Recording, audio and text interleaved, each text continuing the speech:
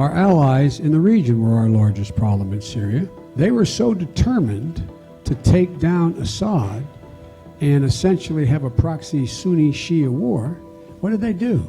They poured hundreds of millions of dollars and thousands of tons of weapons into anyone who would fight against Assad, except that the people who were being supplied were al-Nusra and al-Qaeda and the extremist elements of jihadis coming from other parts of the world. So Joe Biden was forced to apologize to a lot of US allies over that comment, but as is so often the case with his comments, he actually spoke the truth. For US efforts to fight ISIS in Iraq and Syria, Petrostates like Saudi Arabia and Qatar are unlikely to be reliable allies and unlikely to have US best interests at heart.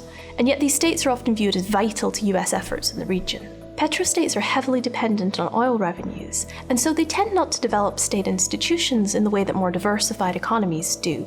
In the case of foreign policy, they tend not to have institutions like a reliable civil service that can advise policymakers on foreign policy, or reliable intelligence gathering apparatus. So foreign policy decisions are often made by a few individuals with very limited information. Saudi Arabia's leaders have repeatedly demonstrated that they don't know all that much about the situation in Syria, despite the fact that it's a country very close to them. And both Saudi Arabia and Qatar have sent large quantities of weapons and lots of money to rebel groups in Syria as they try to overthrow Bashar al-Assad. And yet, as Joe Biden noted in that quote, thanks to poor control of weapons shipments and poor vetting of the rebel groups, a lot of these weapons and a lot of that cash have ended up in the hands of extremist groups like ISIS. In the case of Qatar, sometimes it's not even accidental. As recently as 2012, the Qatari foreign minister suggested that we should treat all rebel groups in Syria equally if they're trying to overthrow Bashar al-Assad, even those which are relatively extreme. In his statement, he included al-Nusra, a group that has strong ties to al-Qaeda. The US and Saudi Arabia have enjoyed a strong relationship ever since World War II, a relationship traditionally built on economic ties and in particular on oil.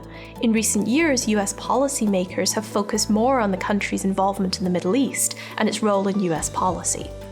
The US also helps Saudi Arabia with its foreign policy, providing technical know-how through defense contractors to help Saudi Arabia support its military and intelligence objectives.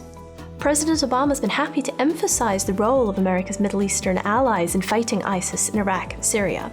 We were joined in this action by our friends and partners, Saudi Arabia, the United Arab Emirates, Jordan, Bahrain, and Qatar. America is proud to stand shoulder to shoulder with these nations. The quagmire in Syria today has been largely caused by the actions of Saudi Arabia and Qatar. In this conflict, and in future conflicts, the US should maintain an arm's-length relationship with Petrostates. This doesn't preclude cooperation on important issues, but it does mean that the US should be guided by its own interests, and not by the interests or the incompetence of other states.